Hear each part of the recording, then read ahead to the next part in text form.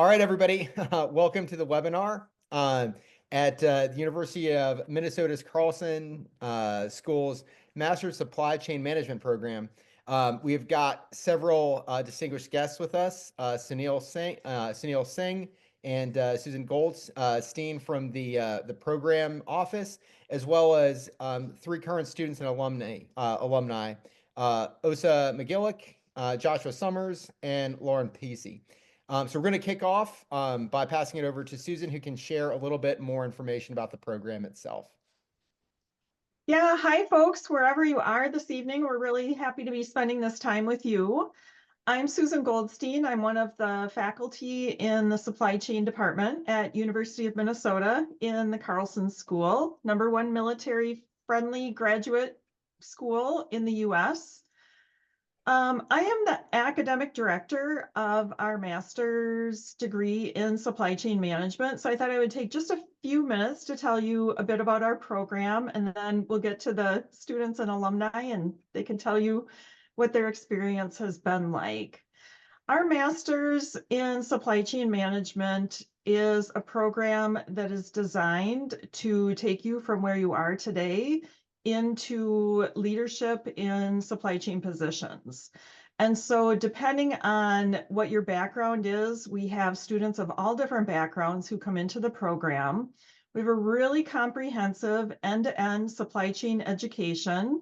We really tap into a lot of the experience that you have already from your background and help to fill in any of the blanks that you need to really kind of comprehensively understand supply chain in business. And so we have a very vibrant business community in Minnesota that really is seeking supply chain talent. So there's a great fit with our program. We have a one-year program, so it starts in late August. You start with a cohort. So the students that you start the program with, you'll go through all of your coursework together, and then you graduate together the following August. So it's a big year, an intense year, lots of different classes and lots of learning.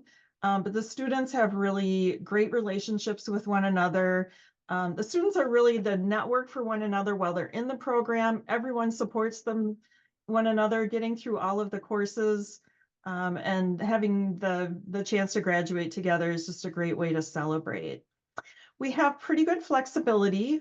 We are primarily an in-person program, but we do have some hybrid and flexible options for when you can't be in person. And so we're happy to talk with you about that, and we can do that individually rather than getting into any details here. But you'll take courses from great faculty, you'll have leadership development, you'll study sourcing, you'll study logistics, everything that a business person would need to know really to move into leadership in supply chain management. So I think with that, I'll kick it back to you, Alec. Let me know I'm happy to answer any questions as we're here this evening. And if there's any blanks I can fill in, be happy to do that. Absolutely. Susan, thank you so much. And I'm going to just do a quick round of introductions. And so I'm just going to ask people as I see them on my screen. So Osa, I'd like to start off with you. Could you share a little bit about your background, where you're from, what drove you to the military, and what your experience was like there, and then what made you choose Carlson? Absolutely. Thanks, Alec. Hi, everyone. My name's Osa McGillick. Grew up in rural North Dakota, came from a long line of military service since my family immigrated to the U.S.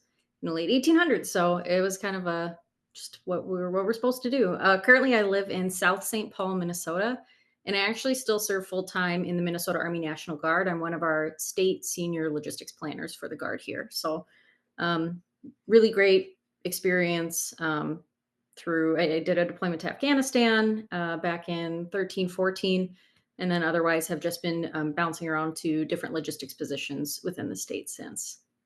One big reason I chose Carlson is because my best friend, who also is a full-time member of the Minnesota National Guard here, Maggie Gregg, graduated the class before me. And as she went through the program with actually Lauren, I'd get phone calls and she'd say, okay, so when you have the opportunity to do this, when you don't get accepted and when you're doing that. So I had a really great support network that really pushed me to and encouraged me saying like, you can do this. We had also in the Minnesota Guard, we have a logistics leader seminar every year in January. And Sunil, as he mentioned, he came and talked to our group last year. We get all the logisticians in the state together. So we had a few years of that where the U of M came and talked about the supply chain program. So as a logistician, as an officer, it sounded like just one of those good things that you should do. Continue your education, broaden your horizons. So, and then with Carlson's reputation and the supply chain program's reputation, it was kind of a no-brainer.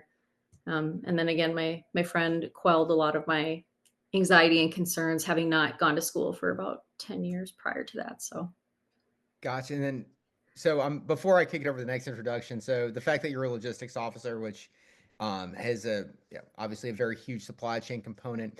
Did you feel that your military experience made the academics any easier? Were you learning new stuff, or was it really just kind of more of just a rehash of the stuff you already knew from your experience in the military?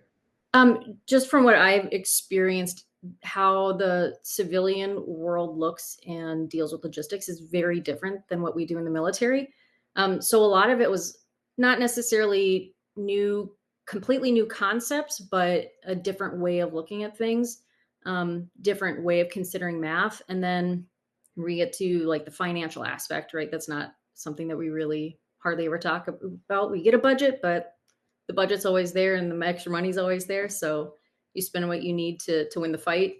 So trying to consider and think of things from a revenue perspective was just a different point of view. Or we did one really great project with a nonprofit local to the area, and that was another more challenging way to look at a problem set as well. So some concepts were familiar, but a large part of it was very new stuff. Oh, very cool. Good stuff. All right, kicking over to Joshua. Everyone, Josh Summers here. I'm originally from Salt Lake, Utah. When I was, so I was going to high school and I graduated high school and I wanted to be, in the Air Force because primarily, like Osa said, family ties. I think we've gone back to World War I. I think is how far we went back. And I wanted to fly. That was kind of a big driver of that. But I enlisted right out of high school. I did 4 years as a tactical air control party airman. I called in, airstrikes. Very cool job. But then I left and I wanted to continue on my career there. So I went to the Air Force, was accepted in the Air Force Academy. I graduated 2019. Had some personal medical stuff happen, which I was retired. But then I needed a job, so I moved to Minnesota. I'd never been here before, and I moved with my current company. I'm still with actually. And while being here, I had a really good friend that actually did the master supply chain program and raved about it. And initially, so I was like, okay, well, I'm going to go to school at the University of Minnesota. So I actually got my MBA first. So I finished my MBA in 2023, and I really enjoyed the Carlson School. It's a great program overall. And just the classes were awesome. Professors were amazing. And so I said, hey, what the heck, why not keep it going and do the master supply chain? So I'm in it currently now. So we should be done in the June timeframe. They'll have our capstone in August here.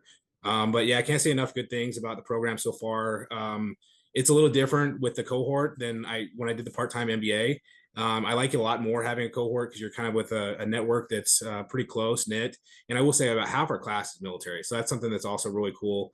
Just seeing the military aspect of it. And we all, get along real well. And the biggest thing that I've seen from my standpoint of it being, using GI Bill or bulk rehabs and stuff like that is just how easy everything is and how I never have to worry about anything. Everything is just kind of done for me. I can focus on school, and that's been like a breath of fresh air for me, I'd say. But overall, program's been great. I'm not done yet, so I still have a little bit to go, but I've enjoyed it, and hope continue on. So. Very cool. And all right, I'm gonna ask you a quick question as well. So, talking about your military experience. So, first off, as a TACP, did you ever meet Bob Atkinson? He sounds familiar. Was was he an academy grad? No. He was a TACP. He was around, I think probably like around your time frame. I believe he was in the 2000 like the 2010s.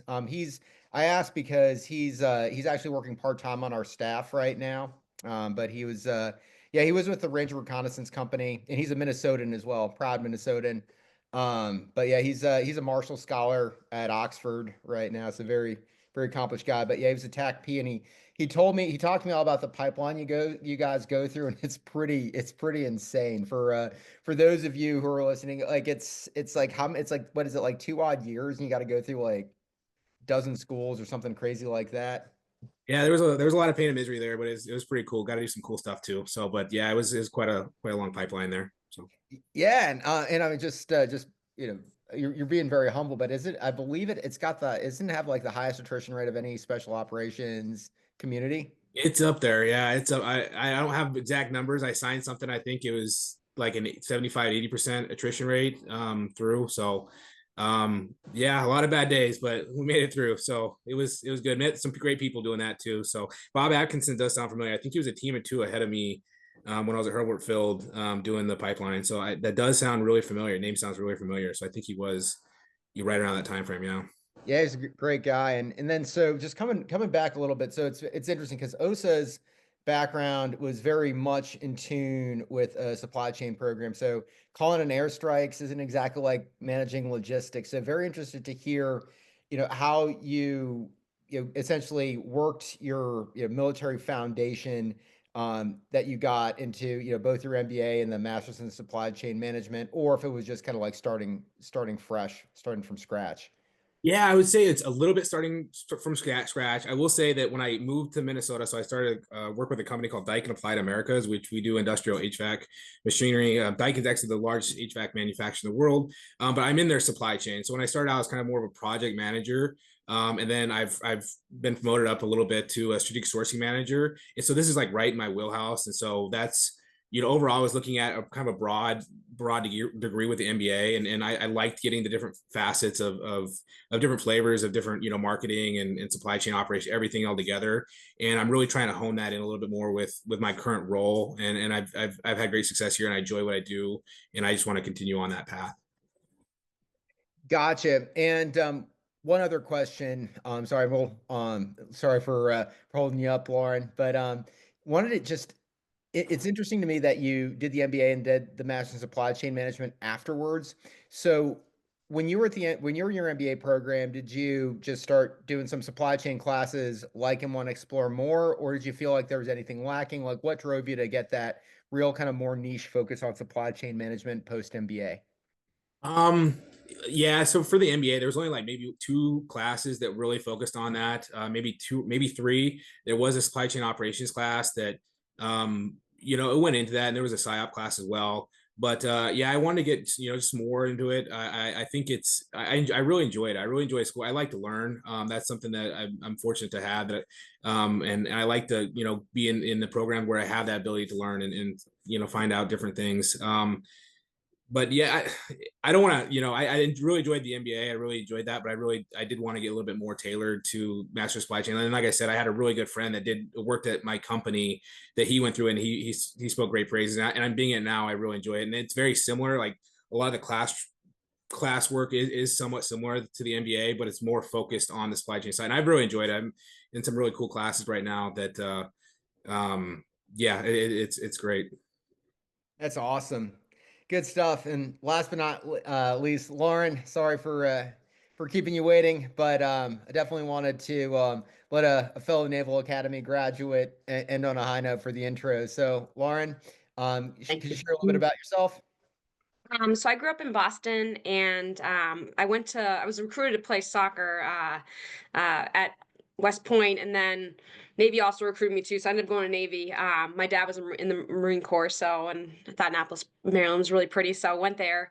Graduated, became a surface warfare officer, did one deployment, and then randomly I got a job in supply chain because I met a woman who went to West Point, ironically, and was an HR manager, and said, "Hey, we have this night shift position open. Do you want to go join and be in a plant? I'm like, sure. Didn't do anything about manufacturing. So I started off in Boston. That plant shut down. I moved to Los Angeles, was there for about 13 years. And I was in the plants and I was doing, various roles in quality and operations and maintenance and engineering. And in logistics and planning. And so loved my plant roles, but then the plant shut down. So they moved me to corporate. And once I got to corporate, I kind of figured I wanted to I never got really formal education. And so General Mills is the company I work for. And so they actually brought forward the program, said, hey, we have this, grad program if you're interested. So learned about it, realized I could, being new to Minnesota, I can meet a lot of different like-minded people in Minnesota. So heard a lot of great things, was top 10 in many rankings. So supportive of veterans. So I said, this might be something I might be interested in. So I learned a little bit more and then came to school and I really enjoyed it. So Very cool. All right. So, question. Then my family's actually from Boston as well. What part of Boston are you from? in Belmont, right outside Cambridge. Bowling. Okay, very nice, very nice. Yeah, my mom's from Framingham, so a little west of the city. But I live in Maine, so Oh, I'm nice. always down there. But very cool. So what I'm very interested to hear about. So you went from East Coast to the West Coast to like Boston to LA, now to Minnesota. Um, how what has been your I guess experience, and how do you feel living in Minnesota compares to living on the coast, and really like what has your experience been, and how are you feeling about the greater Minneapolis area right now? One thing that's great about Minneapolis in general is that there's so many Fortune 500 companies. So I always felt like when I was in Boston, I was more tech. When I was in LA, it was more I'd say there's some tech out there too, but not a lot of manufacturing jobs. The nice thing about um Minnesota is I hear about so many companies. So I think about for for work. I mean, I would say definitely communication styles are very different across the board. I'd say, and this is something I've learned.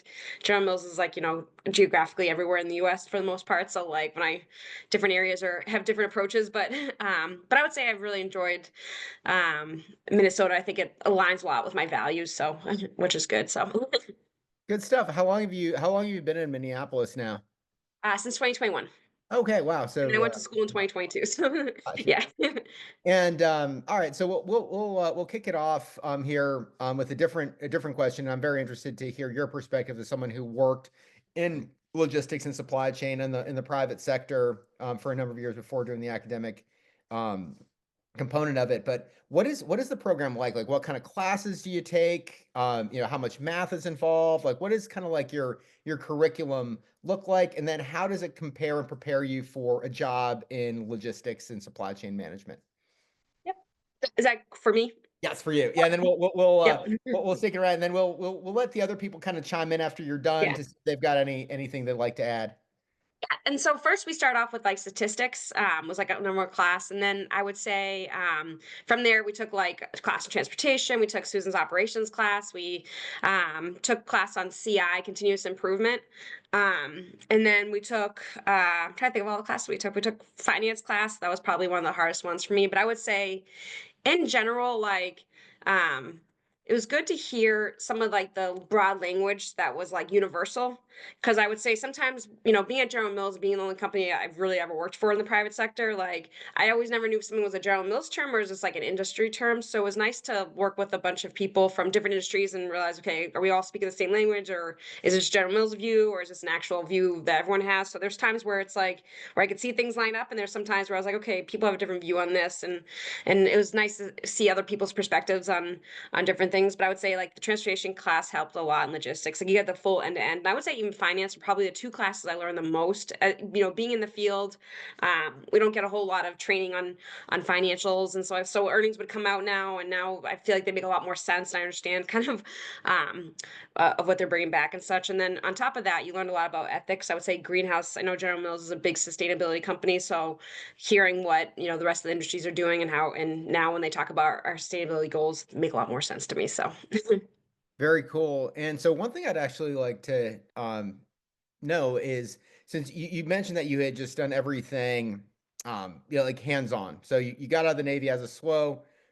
And for our listeners, the abbreviation Surface Warfare Officer. It's basically, kind of like what you think a naval officer is, like, on a ship, on the con, kind of running the show there, driving the ship around. So, going from a ship to a plant and learning everything hands-on, how much of a benefit do you think you would have had you done this program beforehand? Like, how much steeper would the learning or less steep would the learning curve have been? Yeah, I think at the plant you're pretty siloed to your job. So like you're really kind of only seeing like 3 feet in front of you. Whereas I think with going to the class, it really gives you an end to end, like, hey, me doing this, like, could impact this downstream. So I would say it definitely give me more end to end lens of how things work versus just being in my own kind of like, I want to say silo, but kind of being my own day to day. Like you really get to um I think now, even when I make decisions, I appreciate what this means to people downstream or upstream. So, we did a whole class on like demand planning and forecasting, and when you have like the bull whip effect, what does that mean? So, I think learning kind of that, some of the decisions I make what could be the further downstream impacts and such. So. Awesome. Good stuff. And I'm going to kick it over to Joshua and Osa. I'd like to hear which class you felt you got the most from. I know you've still got a little bit more time left, but so far, and feel free to chime in. I'll let you go first, Osa. I'm still thinking. Because Susan was one of our teachers for one of our classes. I really enjoyed Susan's class, the operations class. But I'll let Osa go ahead first. Yeah, I graduated last August. So I will say not having really any industry perspective or prior supply chain understanding on how I guess normal civilian world looks at things. Or even something like kicking off with stats. I'm not a good numbers person. I can do like the basic math for this is how many boxes of MREs go on a pallet. And this is how many pallets go on a PLS kind of thing to get food to the warfighter. But when it comes to like statistics, that was really challenging for me. Yeah, I did okay, but it just took a lot of time, effort, and energy. Honestly, the supply chain operations class, Susan's, which is one of our longer ones, it lasts a whole semester where typically you have classes that will go over a term. So 2 classes in a semester. It was a really great, for me, again, coming in with not a lot of industry understanding or knowledge, a great overview of the lens in which we were looking at supply chain and understanding even simple terms like upstream and downstream that we didn't really use. At least because all my logistics experience is at the tactical, so division and below level. So that really helped me get a framework for how we applied all the following classes. And then again, just perspective and framework in which to approach like our capstone project too. It was really helpful. Cool. And just real quick, can you just let us, what does upstream and downstream logistics mean? Oh, for me? Okay. So upstream would be like everything like above your plant and where you're at, and then downstream would be like everything down to the customer. So Okay. the term changes from where you are within that supply chain. Did I get that right, Susan? Thanks. But yeah, so again, just terms that we're not familiar with and things that terminology that we don't use. But again, a lot of the similar concepts when you're talking about like for us in logistics, like the field trains or combat trains, when you're putting the logistics line together. Gotcha. Josh? I'll echo that too. I thought Susan's class was great. It laid a great foundation, towards everything we were going. It was that full semester there. I think one of my other favorite classes I would say is the managing technology and supply chains. KK was a great teacher. It was really interesting. It's kind of the next level stuff. That's what I was really, really into, the kind of what's going to happen next, blockchain technology and supply chains, or, you're managing an ERP change. How does that look? Or enterprise resource management software, how that looks, using software as a service going forward. So it was a really different kind of class, but I really enjoyed, you get into case study. That's a lot of business school, graduate business schools, a lot of case studies. And some of the case studies can get boring. Some of them from the 80s and 90s, and they're kind of not as relevant. But everything we did in his class were really, really relevant and like right now, kind of happening right now, last couple of years. And I'm actually in a medical device and healthcare and medical device supply chain class that's also taught by KK, and I'm enjoying that right now quite a bit too. That's really interesting, and it's just with the Twin Cities, there's a lot of med device companies and such here. So that's been a really cool class so far too. So really cool. All right, and Josh, all right, I'm going to kick the next question off with you. So what kind of jobs does the degree prepare you to have? Because, we've all heard of what a supply chain is, but like the skill to manage a supply chain, what is the kind of key, kind of job functions that this degree is going to prepare you to have? And how do you think veterans are like well suited for those type of roles?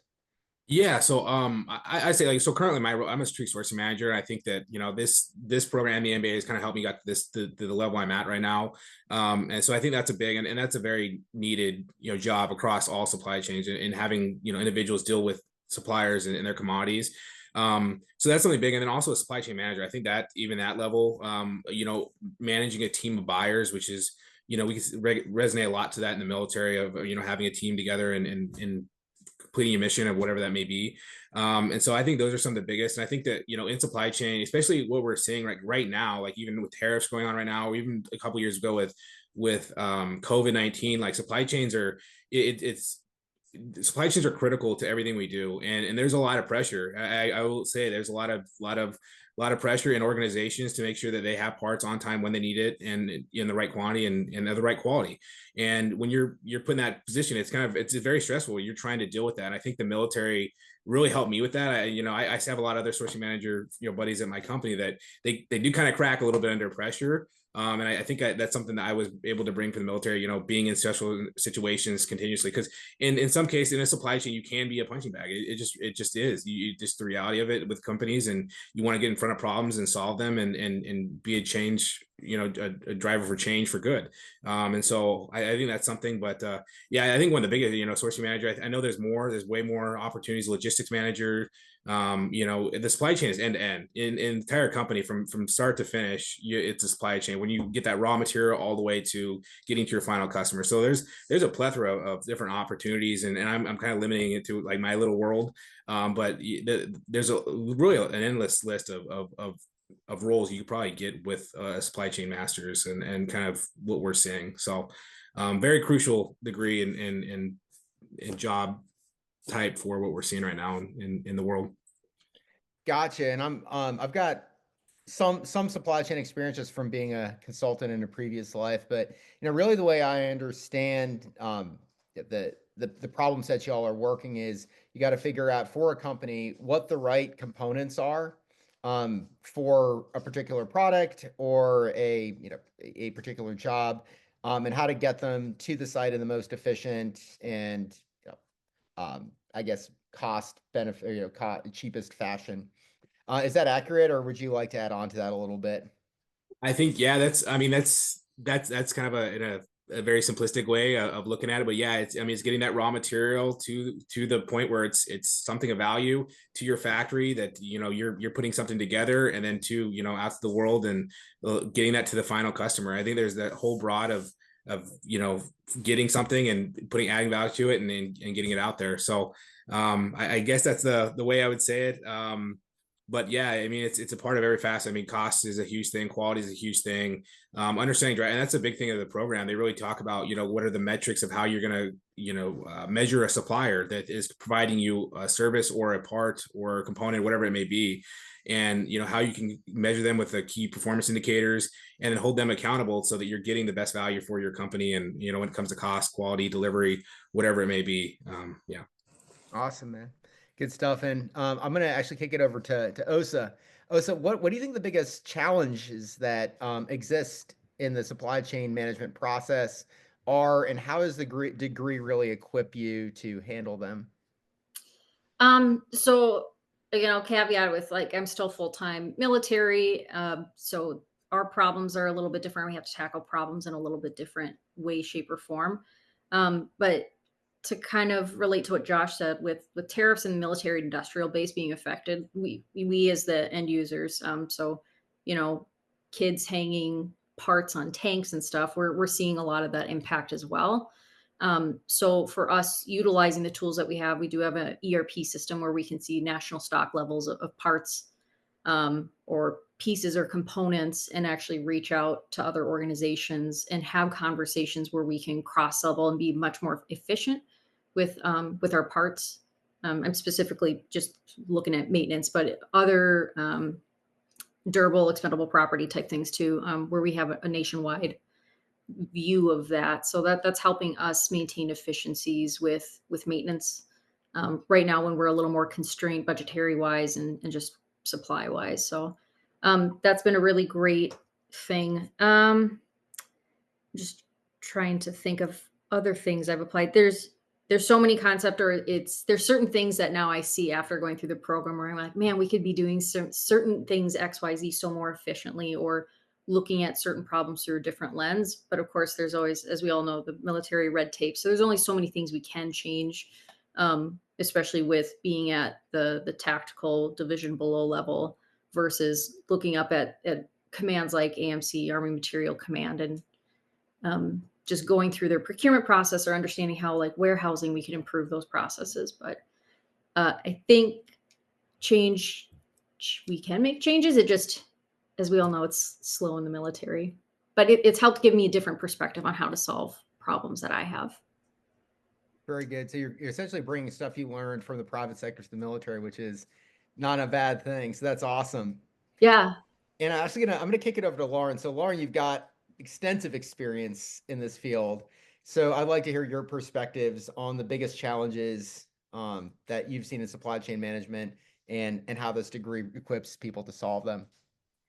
It's funny going through school, we realized we all kind of had the same problems. I think especially because I went during COVID, where you saw the big whip of like everyone was buying all this stuff, and all of a sudden demand kind of came back down, and all of a sudden everyone had excess inventory. So I would say right now, as things are getting with the economy, as things are getting tighter, it's really trying to figure out like, hey, have I optimized my systems? Like, do I have the right amount to like even with my project on my capstone, which was right sizing inventory, as every single cost becomes so critical now. It's like making sure that I'm not overstocking stuff. I'm not wasteful in like where I'm sending products, making sure that, everything's efficient. I would say a couple things the school taught me is, making sure that we're making data-driven decisions and utilizing data to actually prove your point. And then the second thing we learned is, good PowerPoints and how do you tell a story and make sure that the story that you're telling makes sense and it's heard. So like I use a lot of like I had to do a lot of PowerPoints in school. So being able to frame the story, but I'd say being really cost conscious right now has been a big challenge in making sure that the decisions we make are the most economical, but balancing service as well as cost. Gotcha. And in the finance classes you take, I mean, there have been MBA finance classes, and actually I'll kick it over to Josh after I ask you this question. But for the finance classes, what is really kind of like the focus of them, and how do they equip you to better solve these cost measures that you're discussing, the challenges that you have as a supply chain manager? Yeah, I would say one thing, the biggest thing it did is like really we went through a bunch of like shareholders, um, sharing kind of like how their quarter ended. And so I would say like one of the things that's nice is making sure that like by understanding, hey, where we're going to reinvest money and kind of, I would say finance is more or less supported like the strategic picture of like where General Mills is going and like, or if you read any sort of financial statement, kind of understanding like, hey, what was things they needed to work on, where do they expect to get costs back and such. But I would say for me specifically within finance, it was really around like looking at like waste and losses and making sure we uncover those and close any gaps there. Gotcha. Um, Really helpful. And then, all right. So Josh, you're a TAC P. You're a glutton for punishment. So you've done a lot of finance classes. You've done the MBA finance classes, and you've done the supply chain management finance classes. What kind of different flavors did each of those have? And how did you, as someone who kind of currently works in the logistics field, how do you feel like the classes you're taking now in this program are really kind of tailored to the problems you're seeing vice what you did in a traditional MBA program? Yeah, so I'm actually in the supply chain finance class right now, so about halfway done through this semester. But I can actually speak to it because it's we're doing some stuff, and I will say that right out of the gate, the supply chain class has been a lot more pertinent, especially what I'm doing. But like overall, the original master's finance class, we did 2 accounting classes, and we did the finance class, and overall it was very high level. It was just NPV, cash flow and kind of doing some of that stuff, IRR. Whereas now we're doing, and we had the high level stuff, how to compare balance sheets and, income statements and compare how actually a company is doing versus another company and, what everything looks like. But in the supply chain class, and again, I'm still in it right now, but we're starting to do stuff where it's more, okay, I have a factory here. This is what I'm producing. This is how much it's costing. Okay, I'd like to move that factory to this other region. What are the landed costs? What does that cost analysis look like? And that's I do that at work on a day-to-day basis. So I actually see that, and it's very complex. There's a lot of nuances to it. I'm relying a lot on our finance team to help us out with that, but it is on our shoulder a lot of the times to move a product, or if I'm resourcing components from Mexico and I'm moving to Malaysia, let's say, and I have to figure out that, okay, the component cost is cheaper, but the total landed cost is going to be X. Okay, I'm getting this tariff here, and you're really comparing that, and we're starting. I'm seeing that in the supply chain finance class. So that's something that's really cool to kind of actually see that put together, because it is pretty hard, and it's kind of, and I do say I think I have some tools I can bring from my work experience, but it's cool being able to put that together. And we did not see that at all in the master's, the MBA finance class. Is more just overall, how is the company performing? What are the difference with the EBITDA, and what is the stock bonds, and what does the stock look like, and kind of just a high level, maybe a little bit of mergers and acquisitions, versus this is no kidding tailored to, okay, if we're going to move a factory here to here, what is that going to look like? And that is really pertinent to what I see in my current role too right now. So, and I think that's very helpful. That's awesome. And so did you learn about tariff? Did you learn, or are you learning about tariffs in this program?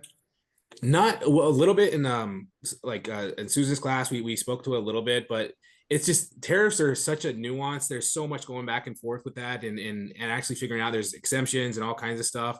I'm literally living and breathing it right now, and I know like probably a tenth of what that is, and trying to understand, and it's interesting to see, from the, I guess, from the work side of how crazy companies get and how they're trying to understand this stuff when it's really hard. Even professionals, we have webinars and lunch and learns with these professionals that are running consulting companies, and they don't even know. It's you're trying to understand what's going to happen, and it's that complexity and kind of working in maneuvering in that gray zone of uncertainty. Is you have to be comfortable with that, and so that's something I think we're gonna get more into in the supply chain finance class as we get on. But I'm about 4 weeks into it, and I got it in about an 8-week program, or 8-week course here. So I think there'll be more to come on that, and maybe the others can speak to that more than I can. Yeah, I see Laura nodding her head. I'll kick it over to her here in a second, because for me, yeah, I've got a master's in finance and an MBA, and I worked as a consultant. And then, and for the YouTube listeners or watchers, this is being recorded on April 7th, 2025. So tariffs are all the rage, and given my background, I didn't know really that much about them. I knew they were a thing. An instrument to get some taxes by a government, but I'm learning so much right now just from kind of day-to-day reading, and the fact that you all are in a program where that's kind of an integral component of your study is really pretty awesome. And so, Lauren, I'll kick it over to you. Yeah, which class it was, but it was really fascinating. We talked about when you import certain items, like, you get taxed at a different rate. So like a bicycle might be taxed at X%, but if you disassemble it and then bring it all over and then assemble as soon as it gets in the US, you actually avoid some sort of, because now it's a bicycle part versus, so it was interesting. We did learn a little bit. I never knew much about being in food. Most of everything is we don't import a whole lot of stuff. We might import some cocoa beans or something, some product, some ingredient, but we never really import food. So I didn't really know a whole lot about how we import and like what is the impact. And so it's been interesting. It was when we learned about it, it was interesting to hear like how certain things get designated, and then like the fines that come with wrong designation, etc. So that was a good class. Yeah, so I mean, as someone who's fairly senior, in in a logistics role, can you see having a fresh graduate from a program with this kind of foundational knowledge being a pretty big asset to your company? For sure. Yeah, no, I think there were definitely they would definitely benefit and learn. Like I said, I think a lot of times when you're in your certain role, you sometimes just, like I said, you don't really, if you, the more end-to-end knowledge you have, the better decision you can make. Like I think even as Josh was talking about before, like there's a difference between a cost and like a total and a cost, and making sure you're thinking of everything that comes into consideration. And there's been times where I've looked back at some of the decisions I made in my career and I was like, was I thinking about the full picture, or was I just thinking about just kind of like my own spot? So there's even times today where I have to think about, okay, what's the bigger impact versus like, how do I want to see this go? So No, very, very cool. Yeah. So this is fascinating. Like I said, I might sign up for this program as well, because just trying to understand everything that's going on, the complexities that are happening. And Lauren, when you mentioned how you're working in COVID, I was doing some manufacturing consulting at the time, 2021, so kind of in the immediate aftermath of COVID, and nearshoring was all the thing. And at the end of the day, we all need stuff, and it's up to people who have you all skill set to get that stuff to people as fast as possible, and as cheaply as possible. So it's a very, very, very relevant skill set and degree. So I think we've talked a lot about school. I want to talk a little bit more about what goes on outside the classroom. And so I'm going to kick it over to you. You said you live in St. Paul. So I believe Twin Cities, so it's like right across from Minneapolis. But I'd like to know what it's like going to school in the greater Minneapolis area, what the community's like, what the student veteran population's like. Do y'all get to go to football games? Like, how's it, basketball games? How's it been? Yeah, so that was actually one of my favorite parts of being a student again, is getting student ticket prices for events. So me and some of the other gals in my cohort, we did one Gopher football game, sat in the student section. You are quickly reminded that you're not college age anymore. Um, but they were all very lovely, lovely young men and women. So that was a great time. And then actually, Susan coordinated us, a big group of us, to attend a women's hockey game. I play hockey, grew up playing hockey, so it's my bread and butter. But it was neat because she is friends with the assistant athletic director for the school. So we actually got to go on the bench during warm-ups and talk with the girls, kind of give them the high five in the tunnel on their way out to the game. It was a really, really neat experience. Um, so that was really fun. A lot of us did work full time. We had some that were full time students. So I know we didn't do as much outside of class, hanging out, socializing as the previous year. As I heard from my friend Maggie, they would do a lot of like study parties at people's houses, and we didn't necessarily do that. But it was still a really close. We still had a pretty close knit cohort. I think I had 18 in our class that graduated or that we went through the year with. So otherwise, Twin Cities, really great place. It's like a really big small town, I think would be a good way to describe it, where everybody knows everybody. We're the state of hockey, so like the boys state hockey tournament happens at the XL Energy Center where the Minnesota Wild play, and we sell out with 19,000 people every year. So very big small town, but great opportunities for socializing, great restaurant scenes in both Minneapolis and St. Paul. Great athletic options, or outside of school things to do, I think, in both cities. Very, very cool. And Josh, I'll ask you about what the student veteran population is like on campus, in the program. So I think I'd heard, I can't remember who mentioned, but like about half the cohort's veterans. Is that accurate? It feels like it. I mean, maybe not, maybe more. There's a good amount. I mean, I'd say at least 30 to 50% of our class is either veteran, current, or either some kind of veteran. So that's been really cool. It's really good to share some networking with that type of group. And as a service academy, you went to a service, there's not a ton of us from service academies. I think there's 3 kids, or 3, students in my class that are from service academy. So it's kind of cool to see that. And you have that little network there. So that's been great. There's a lot with the veterans associations on campus. They do a lot there, do a lot of events, coming together, try and network as well with that. So, but yeah, it's great, being around a bunch of people that, you kind of really relate with, and you have a lot in common right out of the gate as being a veteran. And it's been very, very comforting. Somebody that moved here, I didn't really know, other than people I work with at my current role. It's really nice to, meet some people, and I still have some friends from the MBA program and my current in the a supply chain program right now that really consider myself real good friends with them. So it's really cool to have that network and tie that all together.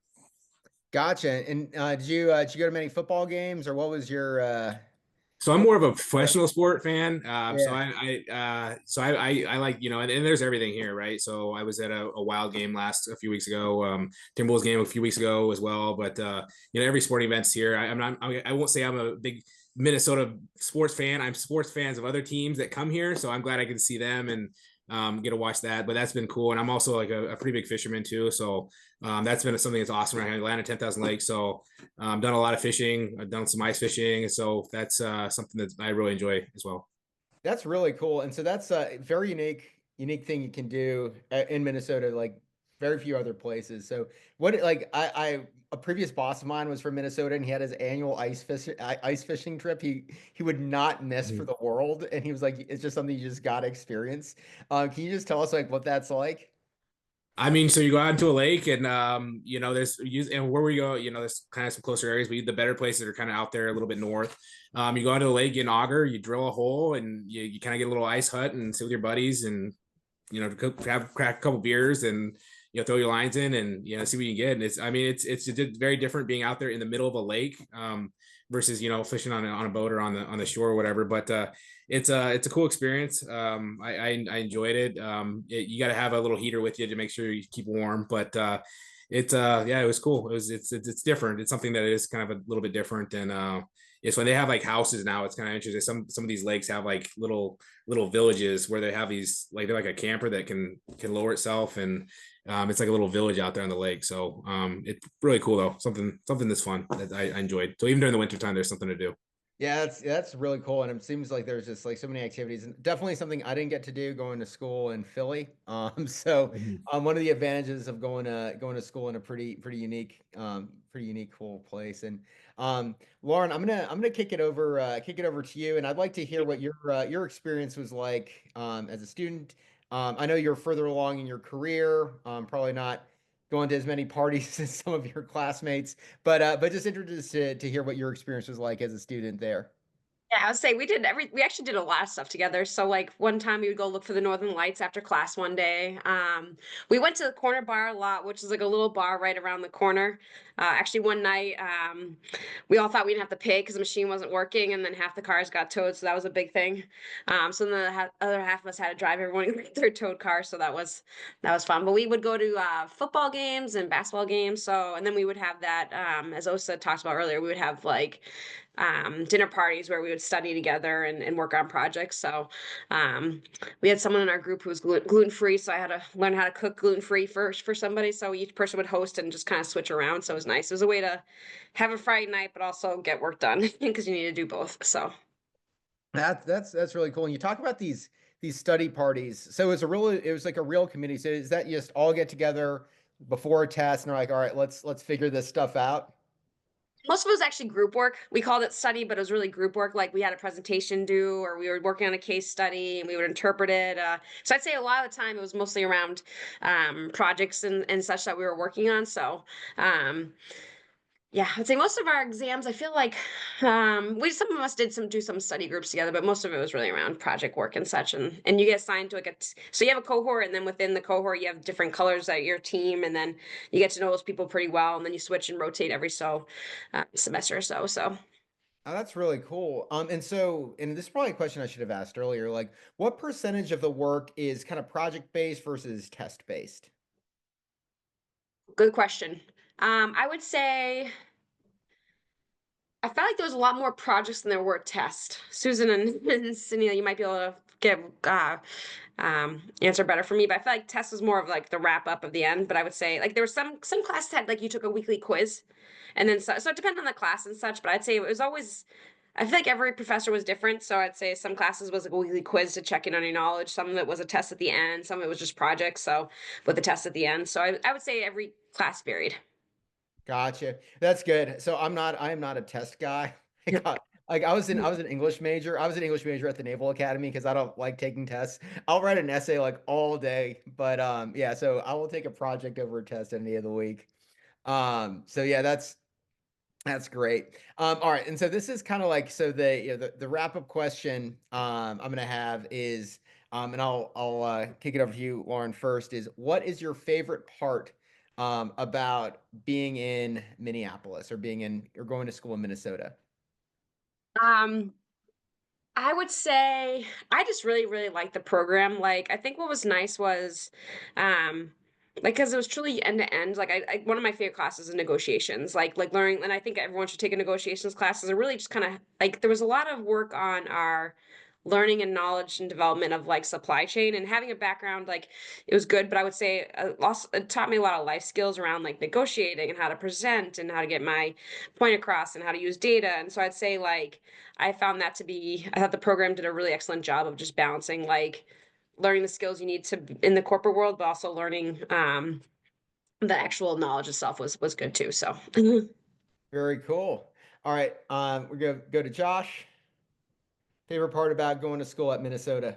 Yeah, so I mean, it's definitely the best school in this area. I think in the pretty much the Midwest here of the states here, the U of M is the best. I mean, that's what I came into this knowing. I know there's a bunch of other schools and that are around the area, but the U of M is just it's the best. It's got the best network. It's got the best, I believe, the best programs and the best faculty as well. And then just one last like pitch that's something that really cool that we've done so far. I'm still in it, but something we've done is the mini capstone is in Susan's class. That was cool. We helped the food bank kind of optimize their inventories, and so that's something cool because it's like you're helping a program that really does help the community, and like you're being a part of that and trying to drive change. And we help them kind of organize a little bit better so they could use more shelving, so they could actually feed more people. So that's something cool. You're kind of making a difference there and learning the principle and the skills that you're getting in the class and the program. So that's something else that we did was really cool. But yeah, I think that's kind of my pitch there. It's just a great. This area is it's the best school out here. So Definitely. And all right, Osa. Last word. Best part about going to school in Minnesota. So to just caveat, I did grow up, like I said, North Dakota. Grew up University of North Dakota hockey fan, so it was a little bit of an emotional thing for my family when I told them like, "Hey, I'm going to go to the University of Minnesota." But I've grown to love my Golden Gophers as well. Um, just the cohort format of this program. One thing I was anxious about was doing group work because we all know how you feel like group work usually goes, but truly a group of professionals. Everybody, most had a full time job or had already had industry experience. You're required to have so much full time work experience before applying for the program. But in very few or just one of my groups, their personalities, of course, but 99.9% of the time, it was so easy to get to work with people and coordinate and divvy up work on who was going to take lead on what piece and part. I still actually chat with a couple of the people from my cohort, one of whom got a job right after we graduated and ended up writing a company letter of reference for my husband, who now also accepted a job offer at that company. So just the network that you build. And then as Lauren mentioned, there's so many Fortune 500 big companies in the Twin Cities that network becomes a huge thing. As we all know that networking is, I think, 90% of getting things done. So that was a big one. And then just being a still current serving military member, that the faculty was so wonderful to work with. I could not have asked for an easier, more understanding group of professors, because I think a lot of us have that undergrad in mind where the professor, like this is the most important thing you'll ever do in your life. Where the Carlson professors all understand that a lot of us are working professionals. Doing 12 credits a semester is not easy. So even while I was at my annual training, I was able to work around that schedule, work with my professors for the classes I had at the time. And then my peers were also so incredibly understanding. You put your best effort forward, and I felt like I got my best effort from all of my cohort members too. So if you are still serving or thinking about serving in the Guard or the reserves while you're doing this program, rest assured that coordinating annual trainings or drill weekends is not an issue or something to be concerned about with this group. So I just appreciated how friendly they were for the military, and then how much I learned from my cohort, and how tight we were, and everyone was just very much so adults throughout the process. That's awesome, Osa. And I've got, and then this is also a great segue because we have just a couple minutes left, and I want to be very mindful of everybody's time, especially our three guests who have been so generous to come and talk with us this evening. But I just wanted to hit a couple FAQs with Sunil and Susan before we wrap. So flexible study, as Osa talked about, she's able to to work her annual training. So understanding that the program is majority in person, is there opportunity for veterans, military personnel to potentially do online work? So yes, we have a system set up for virtual attendance. In fact, the Carlson schools spent a lot of money getting the classroom up to speed. You can pretty much have the same experience that you would have in class sitting anywhere in the world. In fact, Osa did attend a few classes from outside, and she could at any given time see the professor, see the boards, see the students. And every time a student spoke up, the person was on screen and you could know exactly who you're talking to. So the program and seamlessly designed in such a way that you can have the same experience online or in person. The only thing we don't do is we do not have a asynchronous model in which you can take the classes later. We do have some recordings, so in case you miss something, you can always have a look at it. So in case for military students, we are ready to make changes, we're ready to adjust, we're ready to make any adjustment that are required for you to take a class from anywhere for any length of time. We would prefer to have you in class. We would prefer to have you in Minnesota with us because, hey, seeing you in classes are very, very great, brings a lot of joy to us. But should you be away, we can completely adjust for your schedule. Yeah, that's fantastic to know. And then first, a successful applicant, is the GMAT/GRE a requirement? Currently, we provide exemption to military students for GMAT. So we will accept your undergrad scores. We will accept your experience because I am a military veteran. I spent 22 years in the infantry, and we really recognize the value and the experience that you bring into the program because logistics is something that are absolutely crucial and central to any military operations, and you have a lot of experience in that. So your knowledge is very valuable. We do not let a GMAT score or a GRE score be an impediment to your application process. Excellent.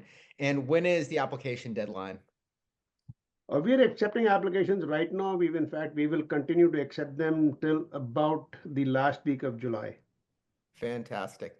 We'll have this up on YouTube. We'll have this circulated here in our coming newsletter. So we'll pass that out, and hopefully you will have many more veteran applicants. So want to thank you all so much for your time. It's been fantastic learning about this awesome program, and now I'm excited to hopefully visit Minneapolis and see you all someday soon. So take care, and thank you all again.